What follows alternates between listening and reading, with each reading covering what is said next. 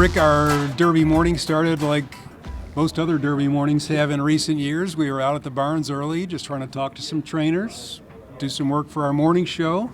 Headed over to barn 39, Todd Pletcher's barn, and things changed quite a bit. Forte was getting looked at very closely, and after quite a while, they finally decided Forte, the favorite in the Derby, was not going to run. Unprecedented. We saw him go to the track and go around the track twice. We saw him get a bath. We saw him bring him out and run him on one asphalt road up and down twice. Then discuss. They brought him out and took him on a different asphalt road, and the answer was still the same. The state vet said no to Forte, and the Florida Derby winner then ends up not running in the Kentucky Derby, which is won by a horse that finished second in the Florida Derby. Mike Rapoli, the owner of Forte, talked with us. You know, you can only be a 3-year-old on the first Saturday of May one time. And, you know, you can win other races. You can win Breeders' Cup Juvenile. You can win the Florida Derby. But this is where they separate the greatest horses of all time. And he's won 6 out of 7. And to have him in the barn in a race like this is it's devastating. It would be no different than any great athlete who just couldn't perform for Game 7. This was a Game 7. All right, and as you mentioned, it is Mage, runner-up in the Florida Derby, 2 Forte, who gets the win here in the Kentucky Derby, past 2 fills in the stretch. Held off a late-charging Angel of Empire, who finished 3rd. And just the 4th career start for Mage. Didn't run as a 2-year-old. Now has his 2nd win, and it is a big one.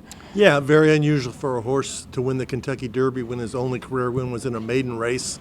Ran in the Fountain of Youth in Florida Derby. As we mentioned, both of those races were won by Forte. He ran a very good race. I mean, he stalked the pace, and it was a very fast pace. All that talk ahead of time that it was going to be a slow pace, that never happens in the Kentucky Derby, so Yeah. don't ever believe it. And he took advantage of it, and as you mentioned, held off the Chargers at the end. First win for trainer Gustavo Delgado and for Javier Castellano. When I was in the jockey room and NBC put 0 for 15 Javier Castellano. And that moment, it gave me so much inspiration myself. And I think this is the year. I'm going to break the year and I'm going to win the race. I feel a lot of confidence in myself. I've been describing the race. I've been dreaming the race for many years. I only need a little opportunity to get it done, and I'm glad I did it. As soon as I started racing 5 furlongs, 6 furlongs, every time we asked him, he was fast. And not just that, horse is very smart. He's quiet, and he's the kind of horse that lets you do what you want with him, not the other way around. And I think that's the best quality of him. And Gustavo Delgado said that assuming Mage comes back in good order, he is likely headed to the Preakness. Hard to know what we're going to find there. Maybe Forte shows up there.